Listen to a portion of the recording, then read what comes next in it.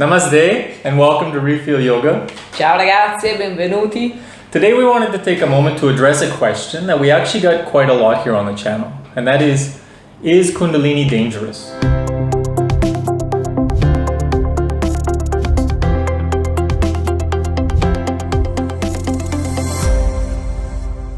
Ciao ragazzi, today we will answer to this question, is Kundalini Yoga dangerous?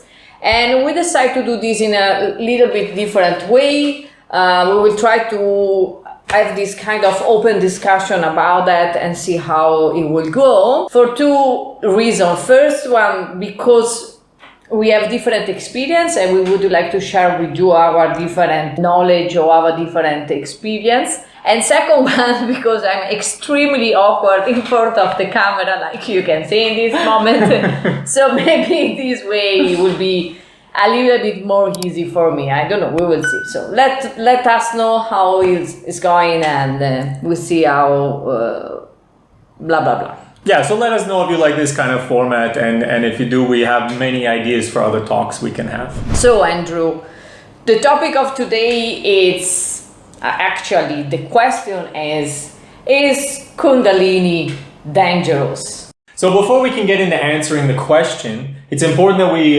define what is Kundalini. You know, what is it that we're talking about and what is it that can be dangerous? So essentially, Kundalini is energy in its purest form. It's often defined as our untapped, infinite human potential. You know, inside we all have a capacity for greatness, a capacity for power, a capacity for energy, for insight, creativity. But usually through the daily life, we don't access nearly what is our potential. And somehow tapping into this Kundalini energy is tapping into that source of energy. It's often, called the divine energy, the divine feminine energy. And tapping into this can really awaken that potential within us. So after I've defined what is Kundalini, that is this infinite potential, this big amount of energy that is inside each of us, we can go and direct this question a little bit more in a specific way. And we can start to talk about Kundalini Yoga, Kundalini awakening, and then eventually to understand if the Kundalini awakening is our last goal, is our final goal, and if the awakening of Kundalini is Samadhi or Nirvana or illumination, like you wanna enlightenment. Illumination is not a word. It is, yeah. We use this word all the time. Oh, see? Okay. Okay. I was a bit confused about that. So anyway, first let's talk about Kundalini Yoga, because if you've done any classes with me or a couple with Clelia, for sure you've done some Kundalini Yoga. Is Kundalini Yoga dangerous? Now, if you've experienced it already, you know Kundalini is a very physical type of exercise. Mm-hmm. So just like any other exercise, any other type of physical yoga or sport, it carries the same sort of physical risks. We're doing a lot of quick movements of the spine, of the body. We do a lot of breathing techniques, fast breathing. We do a lot of holding the breath. So these all carry a certain degree of risk, especially if you already have some sort of medical complication. So if you have any sort of illness or disease or injury, for example, if you have a spinal injury, doing this kind of crazy twisting is not going to be good for you. If you have some sort of issues with blood pressure, doing this holding the breath for a long time is not great. If you've had abdominal surgery, all of these abdominal exercises are going to propose a risk. But that's going to be the same with any sport, and at this point it takes some of your own common sense if this type of exercise is dangerous for you. Mm-hmm. Yeah, it's like any intense training or anyway, any physical activity. If now I want to go to run the marathon, for sure, if I will put my shoes down, go outside and start to running, I will last maybe 3 minutes and then die in the middle of the road. But if I'm started to training every day and, go start running 1 minute, 5, 10, 1 hour, and, go step by step, slowly. In one day, in one point, I will be probably able to run the marathon. It's the same as with the, Kundalini or any kind of yoga. It's really about training and also be honest with yourself and listen, feeling yourself and doing yoga. Yeah, yoga is not about push the body or break the body. Yoga is about developing awareness, about connecting with yourself. So with all of these practices, you train, you build up. Maybe you've seen, I've got a couple classes on the channel that are level 2, maybe a level 3.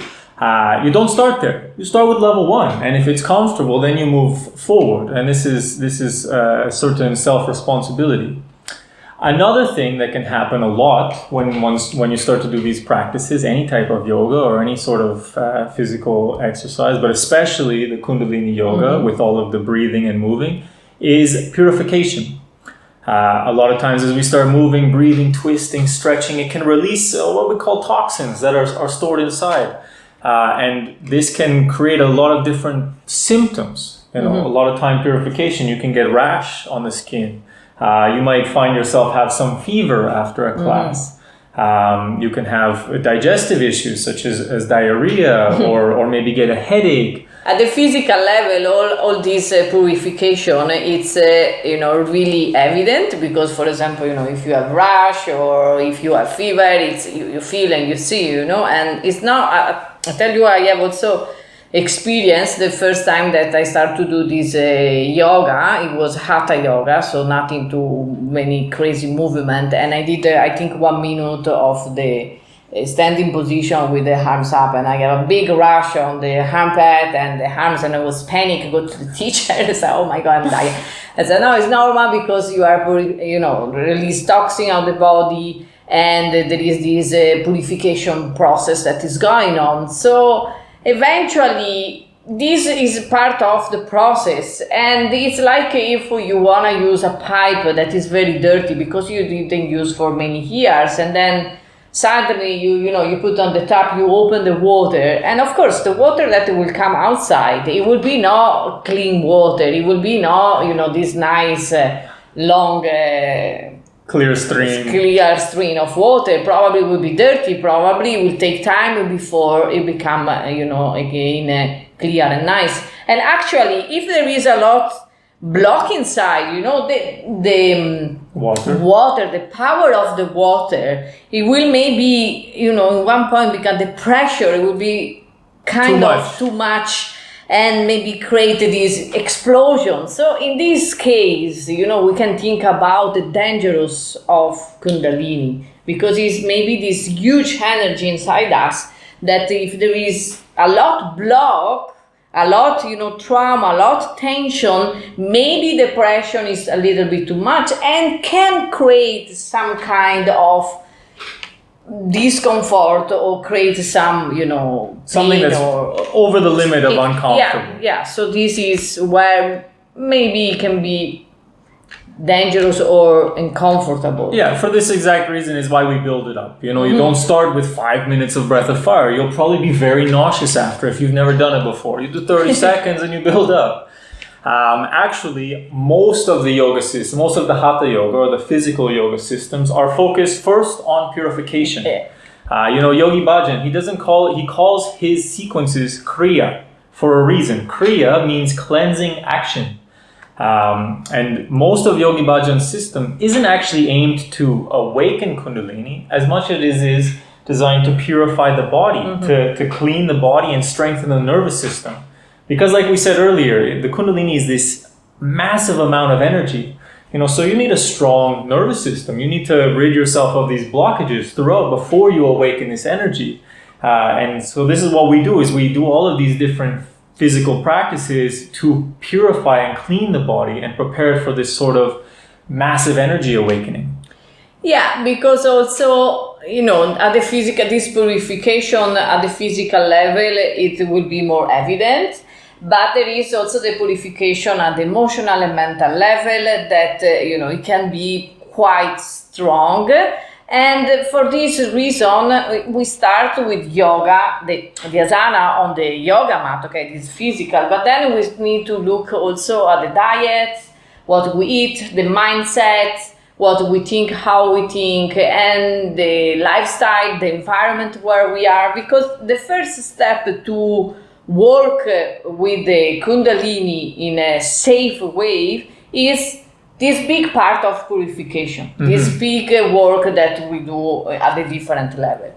And back in the day, this process, it was very safe. Why? Because there was the ashram, okay? So who was interested in work with this kind of energy or go through this process, it was going knock at the door of the ashram, met the guru, spent inside probably minimum 10 years, and probably the first year was just, clean the floor, and then slowly build up with the practice. The guru was giving stuff and blah, blah, blah. And then at one point in the end of the process, start to work with the different technique that it can be mudra or breathing or specific meditation to really try to move the energy from down to upward and really awakening the Kundalini. Yeah, it's a big process, and there's a lot of the sweeping, for example. A lot of ashram, you would do no practice. You would wait many months before you got a single practice because it's something to take down the ego. Nowadays, if we don't get something right away, we go to something else. So there's a lot of information available these days too, and that can be a blessing and a curse somehow, because it's difficult to choose the right path in this.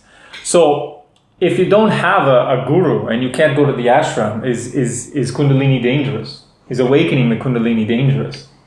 So this is the point where again it's become dangerous if we are not able to go through this process, or if you are not willing to go through this process, to this big purification. And this purification need to be done in a very different level, at the physical, mental, and emotionally. Why?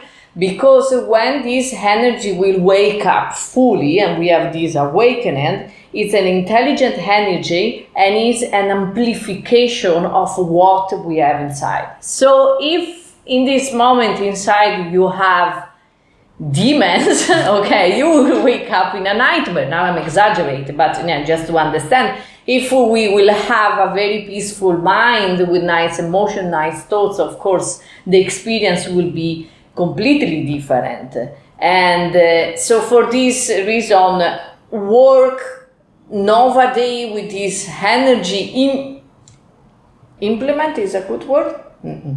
Work with this kind of energy nowadays need really a lot of awareness, and we really need to be willing to work with ourselves, with our emotion. Actually, you said it brings up what's inside. I remember one day we just been traveling. I think we came from India and we laid over in Malaysia for 2-3 days, something like this. I ended up getting sick. Anyway, we come back to Kopangang in Thailand, and we had arrived. I hadn't practiced for a few days, but I had this drive. Oh, we're back to the island. I need to get back into it. We didn't have a job. We didn't have the place to stay anywhere, but I was like, I'm going to do my Kundalini practice. So I did, 3-4 hour practice, really woke that energy up. And I felt horrible all day. It was like I was on a bad trip. I was depressed. I was anxious. I was worried because I didn't have any grounding. Before I started this practice, we didn't have a place to live. We didn't have any income at the moment. I didn't have any feeling of safety or security. And what happened was I awoke in this energy within, and it brought all of that up 100 times. I almost divorced with Clelia at one point. It was a big drama. So it's very important to do this sort of preparation before you do the practice, and also to understand that when you wake up this energy, it might not always bring up amazing experiences. You might have to face some things that are very uncomfortable. Yeah, and so for this reason, it's very important, again, go through this kind of process. And so again, the first step is work with purification, and so work in this way with the practice, with yoga. And then a big part suggests to work, stay with the Kundalini. It's the work with the shadow work, okay? It's not a pleasant work. This is the worst part of this path. Yeah. But it needs to be done. What is the shadow work? Shadow work means work with ourselves, okay? Because each of us, all of us, inside we have some big or small trauma, some blocks, some core belief, something we don't want to look at. Some things that we keep close in the dark room, in the corner of the mind. But this, again, the Kundalini, remember, it's a very intelligent energy. So if you have this dark room there, the Kundalini will go to knock this door and open the door. So if inside there are monster will come out 1,000 times more strong than normal. So for this reason, very important part is go to work with the shadow, doing this shadow work. And this means that once in a while, and also we do, once in a while in the year, at least take time to go to this kind of process. And I suggest you possibly separate, because if you go together, it's double of the double of the double. So it's, and actually, be like, if I go, then he know that I will need support. I can hold space for her and take care. And if he go, I will need to take, care about him. So work in a couple, if you are in a couple, in this way, because it's necessary work. It's necessary and it's beautiful. And again, here what happens is that you can go through a very uncomfortable feeling. Okay, so yeah, and this is what's important to understand or to redefine on this path is when we talk about is Kundalini dangerous or is Kundalini bad? Are these experiences of reliving a very uncomfortable moment bad? Just because they're uncomfortable. We often in our mind associate pleasant with good and unpleasant with bad. But it's not necessarily the case that everything that's pleasant is good for you. How many times have you been out maybe having a wonderful evening, enjoying the party with some friends, or I don't know, feeling very pleasant, and the next day you woke up with a bunch of regret and it had some sort of negative ripple effect on you because you did something that was not in your best interest. On the flip side, how many times have you been in a very uncomfortable situation, maybe like a very difficult time in life where there's all this pressure on you and you feel like there's no way out, there's no one to talk to, but in the end, something from that experience helped you to grow, helped you to mature and really maybe find some more direction in life.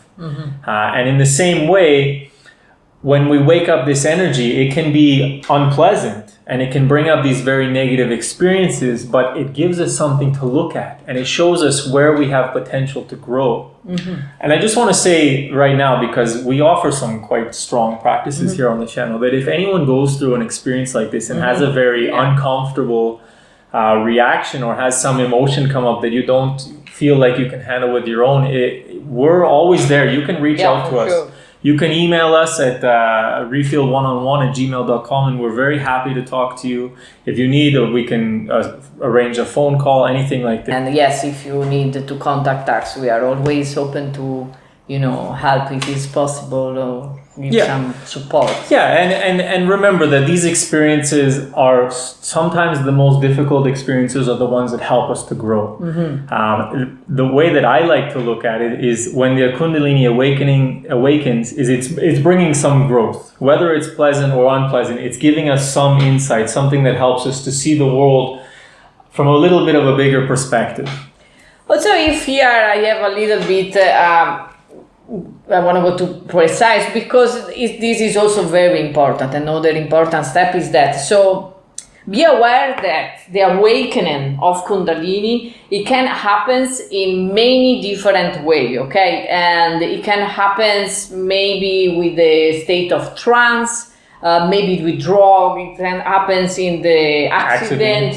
And there are, this moment of the life where this awakening happens and we don't even realize it sometimes.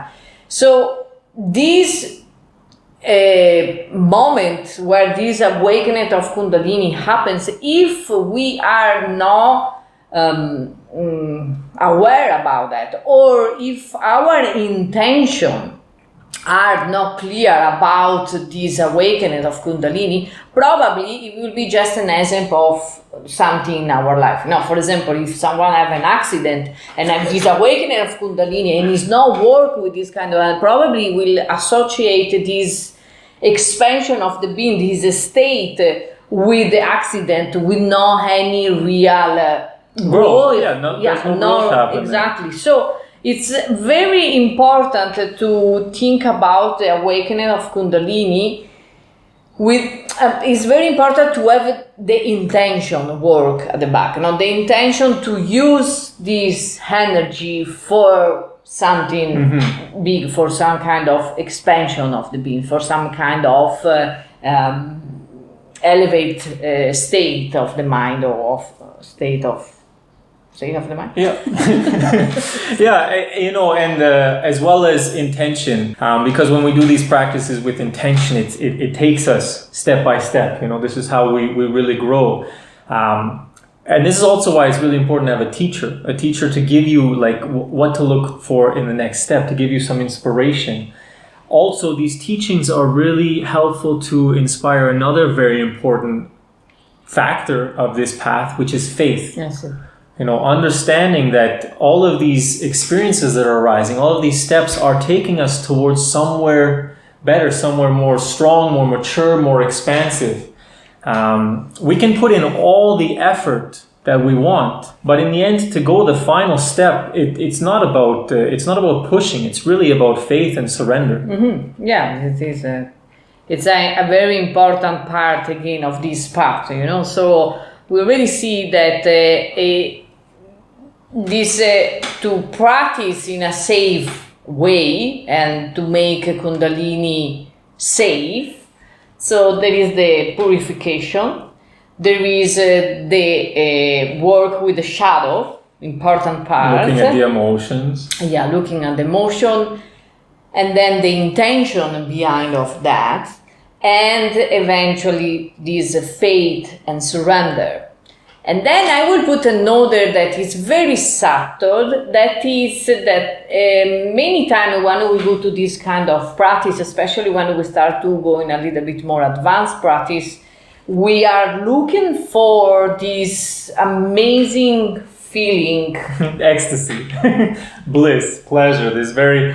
Ananda, this moment of, I call the expansion of, the being, because maybe we have this awakening of Kundalini, it will come up like a drug. I mean, it's a kind of trip. It's ecstasy. Yeah, really I feel goosebumps only to think about.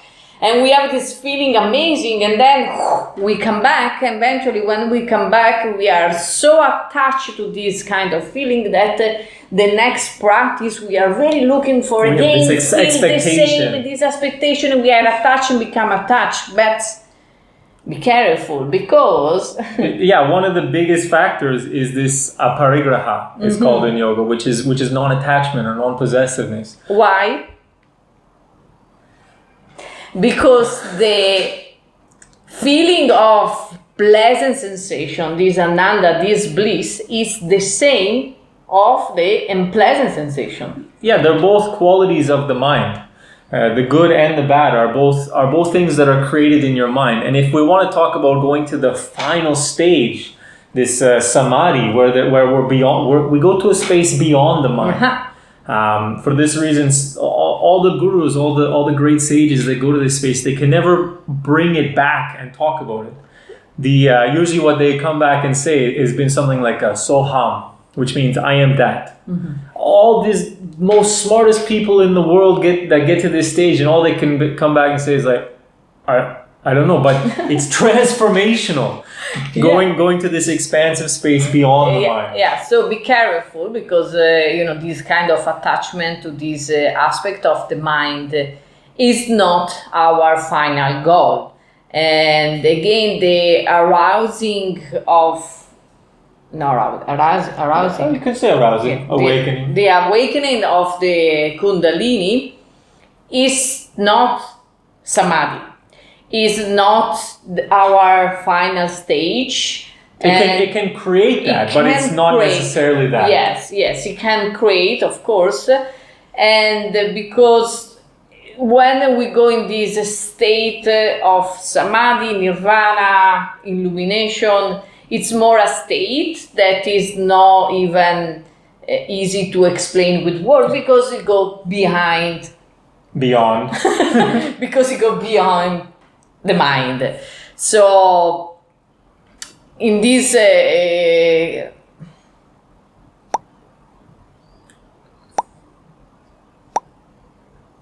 I've been a moment lost. You see, when we start to talk about it, the words are lost. Exactly, when we talk about samadhi. No, so for this reason, the state of samadhi is another stage, another level that we are not talking here about, but for sure it's a It's transformative, yeah, for sure. Everyone that has reached this stage has come back with a new perspective on life. Mm-hmm.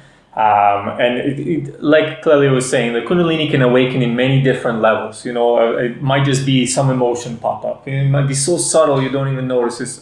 Honestly, you're awakening moment to moment to moment, sometimes just for microseconds, and you don't realize it. But samadhi, it's all another topic that maybe we will have in another video. Yeah. So coming back to the topic at hand, is Kundalini dangerous?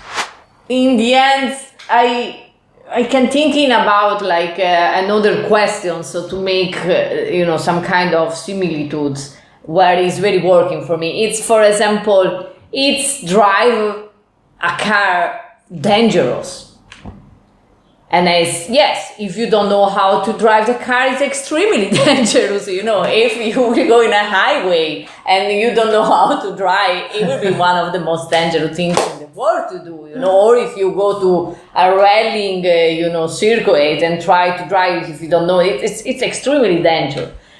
But if you know how to drive, it's dangerous? I don't think so. Yeah. So in the end, working with Kundalini or a Kundalini awakening is actually more dangerous for those who are not doing some sort of practice, for who haven't had some sort of spiritual teaching.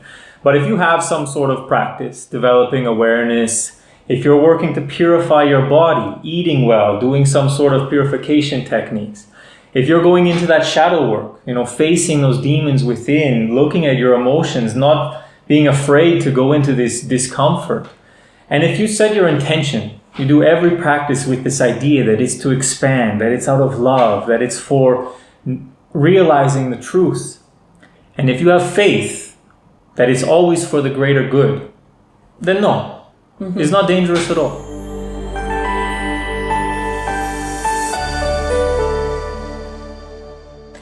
Okay, so guys, this is our talk for today, and I hope that you have enjoyed. If you have any question, please again contact us. We will be happy to reply and to give any kind of support if we can. Yeah. And if you like, remember to share and subscribe and smash that like button. and see you next time. Let me know how it was going this talk, how awkward I was. Thank you guys. Namaste. Ciao, thank you. See you next time.